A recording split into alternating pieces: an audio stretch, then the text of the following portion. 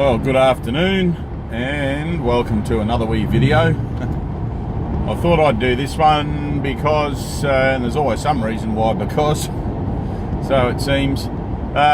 Firstly, to congratulate, I guess, all the people who, on my Facebook page, which is where you're probably seeing this, write to me and say that they're getting a benefit from watching my videos and it's helping them through things and whatever. So, like, it's you who needs the congratulations, not me. I mean, all thanks be to God, but buddy, you're the ones that are applying what it is that you're learning from these videos in your lives and seeing the differences. So that always warms my heart. You know, it's great to see people turning their lives around and suddenly realising that it's not that hard to dump all your shit and start again, you know, and really there's no excuse in that. Obviously some bags of shit that we carry around seem to be heavier than others and have a greater emotional weight than others, but to release them is the same as any other thing. It just is a willingness to forgive. So good on you if you've found a bit of willingness in there and allowing the what would you call it, the release of all that stuff through forgiveness, by the power of the Spirit within you, you know, to free you from your past, free you from your future, so that you can learn to live in the peace and happiness and joy of this moment here and now.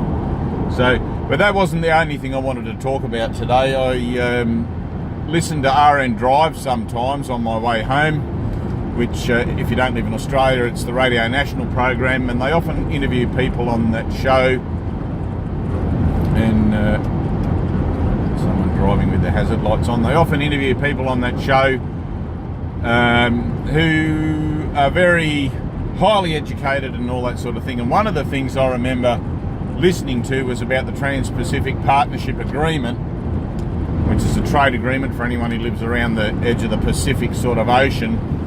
And they were interviewing a legal boffin, professor of world law, I forget his name, and just as a matter of interest of one of the things, because the interview was being done in Queensland, he just happened to mention that Queensland is the second most legislated place in Australia.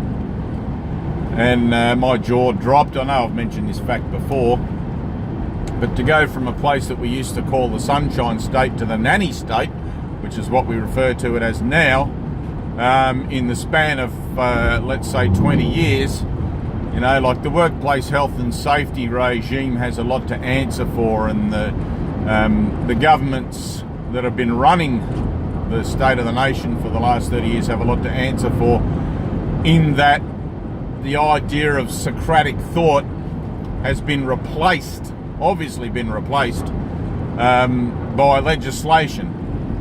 Right, so the problem's too hard to solve by open-minded thinking and initiative and inspiration, true inspiration from within. So we'll make a law against whatever the problem is.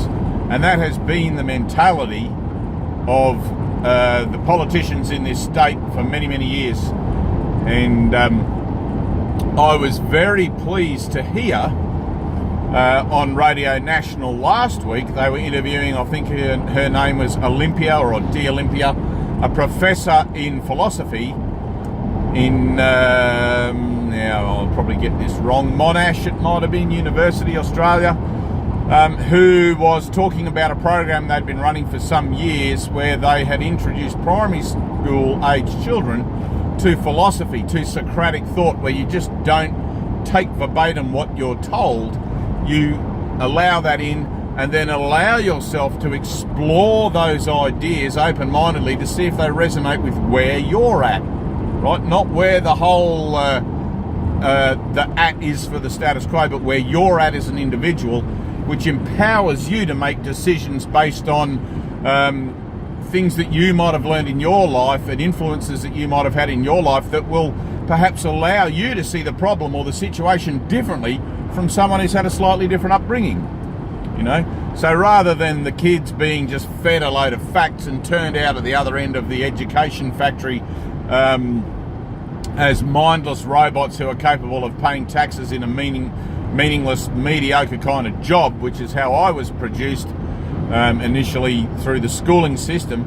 These kids have been taught philosophy, and the results of being taught that have been astounding in their end of year exams and their report cards and all of that sort of thing, and their attitude to life, and they monitored these kids for like 10 years or something after this particular exercise, and found that these children still retain with them, because they learned it so young, the nuts and bolts of their philosophical outlook on life that has enabled them to deal with problems and situations in their lives from a different perspective from kids who didn't have that philosophical education given to them. And I have been trying like hell to write a paper, which I'm in the middle of for some years. I mean, I've got so much on my plate. It's one of these things that hopefully the day will come and I'll have all these things done and just present them, and here, give it to someone who gives a damn, that might be able to get it into some sort of curriculum system. But I've been trying like hell to put my head down and put pen to paper for years to work out a way to introduce some sort of philosophical program based on spiritual principles into schooling. Now I know every school has the option whether you want your child to to participate in a religious education program, and I think that has its merits, but also dependent upon which religious facilitator is presenting that program, you're also going to get the bias and the the vernacular of that particular path of religion. And I think that's one of the failings of having that system in our school system, is that it's not open-minded enough. And to quote the example of my daughter, who, as you can imagine, would be quite well versed in spiritual things, she went to a Christian school in this town for a while when she was in preschool, in grade 1 and 2, or whatever they call that, prep or something, and was told at the time, and I've had words with the headmaster, so there's no grievance or nothing to go on there, but just to put the example, just to show you how this works,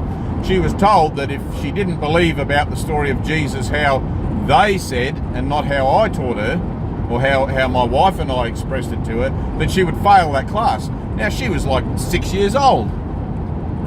What kind of open-mindedness does that perspective teach? It doesn't, right? It just teaches to either fit in or fuck off. And that's not how we should be educating our kids. And that's one example, and I guarantee you there would be parents out there who are quite savvy with their own spiritual education, who are quite concerned about what their kids learn in school, as far as allowing them to transit through that period of education and maintain an open mind so that they can question what they're told, rather than feeling like that if they don't answer the questions correctly, if it doesn't gel with them and they don't tick all the boxes and cross all the T's and dot the I's, they're going to get a fail, which is kind of like blackmailing them to fit in. And I know you're going to be like, come on, Dave, that's a bit extreme, isn't it?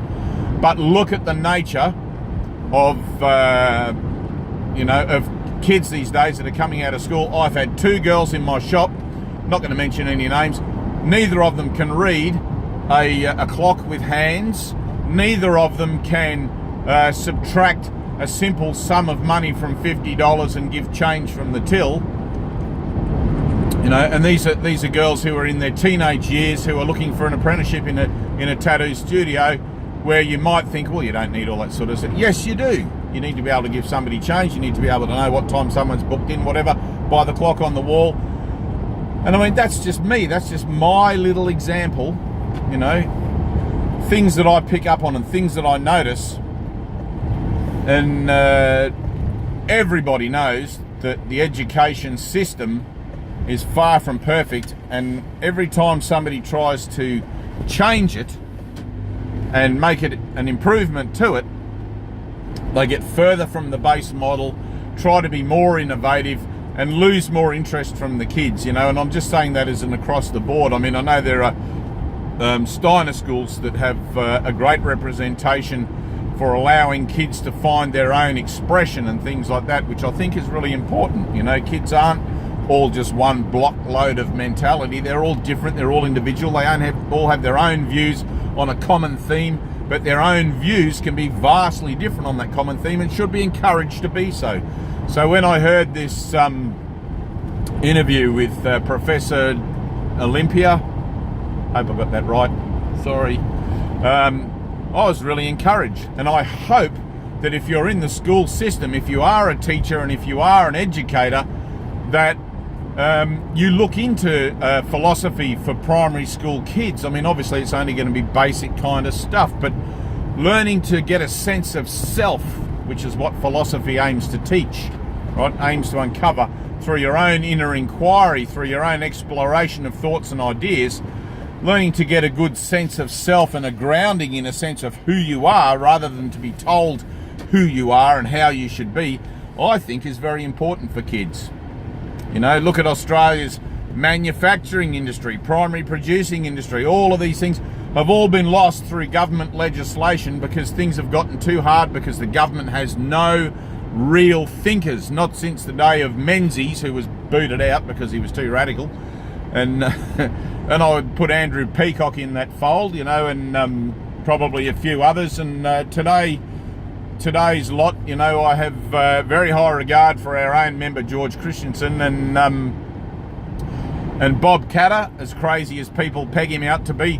But I've listened to these guys talk on radio. I've sat and had conversations with George, and there are people, albeit on the backbench and in marginal seats, who are competent thinkers, who do put their mind to the task, and albeit that it may not be popular, at least they're not following just some simple appeasement of minorities and voters and looking out to keep their own, cover their own arse as a priority. Obviously that's in there, but you know, it's like this country needs kids who can think for themselves, not kids whose minds are full of facts and thoughts that they've been force-fed to accept. And it's one of the great wishes that I have in my life, that if anything, even if this video can help to make a difference, you know, and help to bring philosophy, just open-minded. I'm not talking about religion, I'm talking about philosophy, right? The questioning of life to kids, to get them to open their minds and to actually teach their minds to think about things rather than just to store information, then I'll be happy. And if anybody knows Professor D. Olympia, I'm halfway through writing a paper and I'd love to submit it and see what she thinks. So if you could share this and tag people in this who might be involved in that field of work and that field of modern curriculum setting or whatever, I don't even know what it's called. But I'd be very grateful. So anyway, home now. So that's just my thoughts, you know, for this afternoon. If it's helpful and if you agree, then that's fantastic. And hopefully together we can come to an accord and, you know, help to progress things so that our kids don't have to put up with the same nonsense. And really, when you turn on the TV, what is it? It's nonsense that we do. You know, so, all right, I love you, and take it easy. And let's leave our kids something that they can truly treasure and truly be proud to use, which is the power of their own mind.